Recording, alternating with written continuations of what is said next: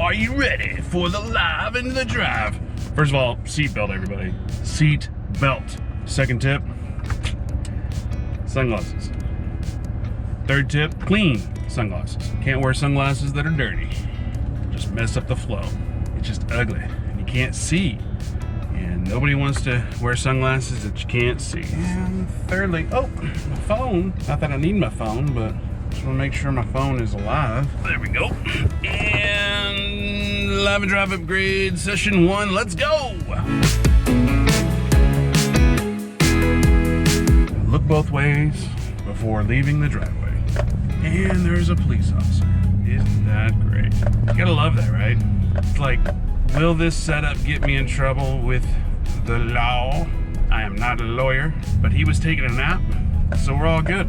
But anyway, what was I rambling about? Will this get me in trouble with the law? I don't see why. I can see. But being a law-abiding citizen that I am, obviously you want to make sure you're always above board. What's funny is before I actually started pushing record and doing this, I had something of value to talk about, and I can't think about that. Well, it's not that I can't, I just don't remember what I was going to say. And that might be fun to talk about right there. Losing your mind. Anyway, yesterday I had a super productive day. Today, let's go and see if we can get another productive day going. The whole point of this video, I guess, is I did just get 2 GoPro 7s.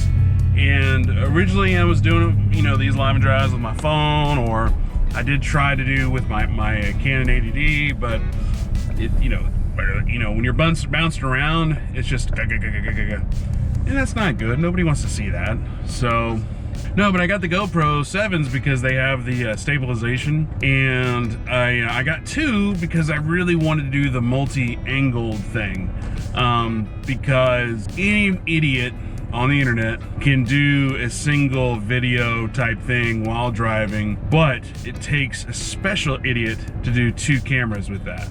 So who knows if I like this, maybe we get a third, but it's kind of hard to do a third angle when you're limited by, you have to get real creative, because I've got this guy here, which is like my main shot, and then I've got like kind of this shot, and to be honest, it's really kind of hard to position the cameras because you don't really have a flip screen, so the screen's on the back. So it's a learning process, y'all. We'll get through this together because that's the way we do it. Community, abundance, and then obviously I've got the Zoom recorder up here that's connected through an adapter to the GoPro. And I honestly have no idea if the audio on this will work because I bought the $7 adapter versus the $60 branded adapter. And, balla on a budget. At least trying to be. Excuse me. One of these days I'll clean the truck. But 4K, 60 frames a second. That's not right. 60 frames a minute. Clearly I know what I'm doing with all this video stuff. Anyway. This is one of those videos where there's probably not going to be a lot of value, but hopefully it's entertaining. You know what? I got something. The other day I did a video, like 3 rules of real estate, which ended up being like 5 rules or whatever. One of those rules was fully immersing yourself in whatever you're doing. And these GoPros and this Zoom recorder is a perfect example of the fully immersing yourself. I really enjoy doing the media stuff at the moment, and yeah, I could get by with one using my camera from my phone, using the audio from my phone, but I always believe in trying to do a little bit better every day. For me, doing a little better every day is, okay, figure out the stabilization. Well, can't really do it on the phone, on the car. Okay, GoPro.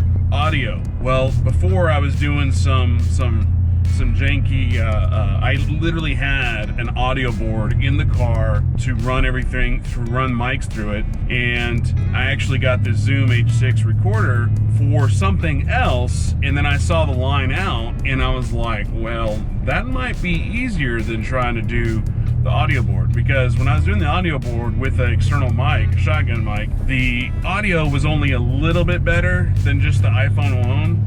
So I was like, this is way too much effort or not enough gain, so I stopped doing it. So then I have a Rode Broadcaster microphones for podcasting and video stuff. So I was like, well, now that I got this H6, this Zoom H6, maybe if I plug that into that, put it on the car, and it sounded really good. But again, the effort to put all that stuff together, was it worth the overall setup?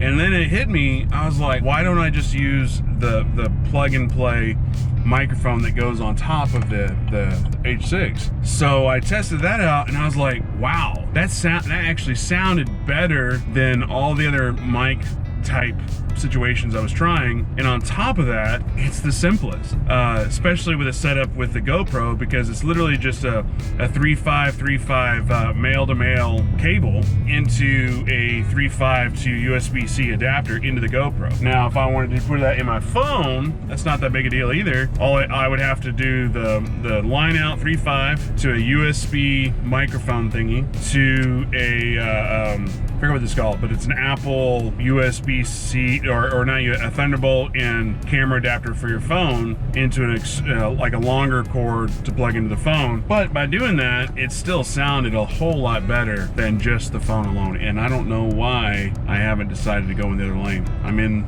the stop lane and I need to be in the go lane, because the go lane is the lane that goes. The stop lane is a lane that does not go. This is what happens when you get caught up in randomness. Immersing yourself into the process or what it is you're doing.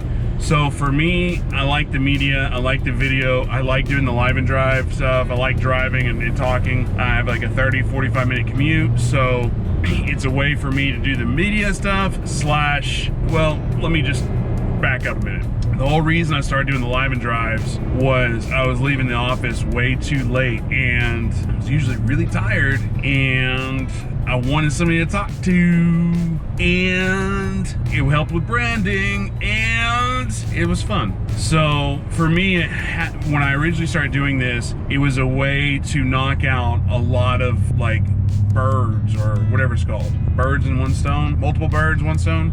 So it helped with branding, it helped with awareness, it helped with promoting whatever I was trying to promote at the time, like events, but it also, you know, in community engagement. But then lastly, most people get on to me because it's not safe. Oh, you have lights in your face, oh, you're talking.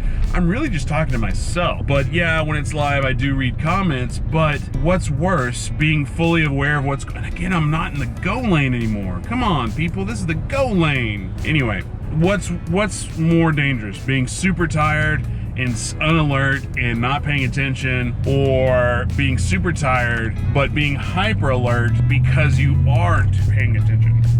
Aren't with a hard T. I mean that jokingly, but yeah, you're paying attention because you're hyper aware because you're doing other activities. Like, I think when you're driving and you're tired, you fall into this kind of I do this all the time. So how many times have you driven somewhere and had no clue you were driving? Or you're like, how did I get here? Like, I left at 1, it's already 2:30. Like, you have a 2-hour drive or whatever, and you're there instantly. Like, you know, that happens all the time. For me, the whole point of doing the live and drive at night was just so I could knock out a lot of things at once and be a part of the community. Because yes, I'm always on social media. I'm trying to engage on YouTube, on Instagram, on Facebook. Speaking of, add me, follow me, subscribe to me. But yeah, it was just a way to do all those things at once versus having it always planned out. Because yeah, if you were an efficient person, you probably have all those things planned in your diary and all that. And I'm usually pretty efficient, but planning and organizing is not my forte. Isn't. Chaotically, all that stuff is running in my head, so my brain is like, it's here, it's here, it's here, it's here, and then it pulls it all together, which works for me, but ultimately it would be better if it was on pen and paper, or better yet, since we live in the digital age, a computer. Wrapping all this rambling on is the immersing yourself. For me, I fully immersing myself into the media space and purchasing toys, but not just purchasing it, but using those toys. I literally got these GoPros, they delivered to Amazon last night, and early morning the next day, I have them up on the windshield recording, doing this video, and hopefully having it out in the next day or so. But for me, that's what immersing yourself is taking the massive action. And that's another thing, take massive action. You know, that's a catchphrase in the entrepreneur world, is take massive action. And it's so true. I don't know how to use GoPros. I didn't read the manual. I watched 45 seconds of a video to figure out how to take one of the doors off so I can stick in the audio. But ultimately, I will get more and more proficient with these things as I use them.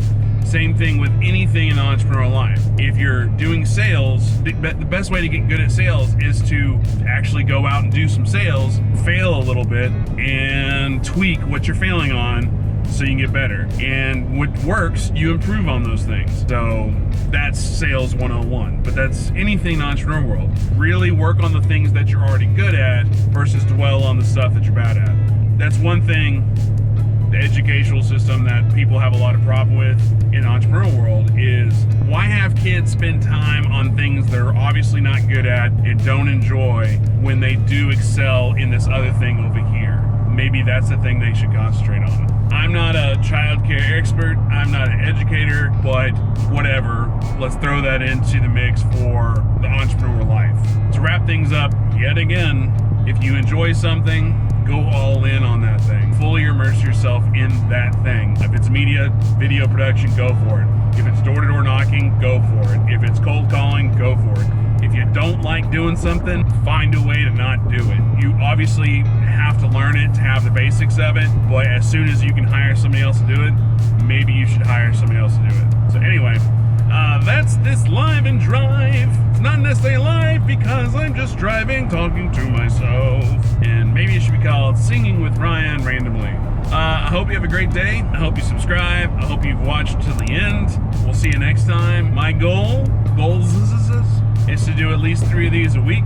My goals is to do at least 3 LinkedIn lives a week, at least 3 Facebook lives a week, and eventually I'm going to be launching an additional YouTube channel that's more centralized around the entrepreneur community as a whole and not just Ryan.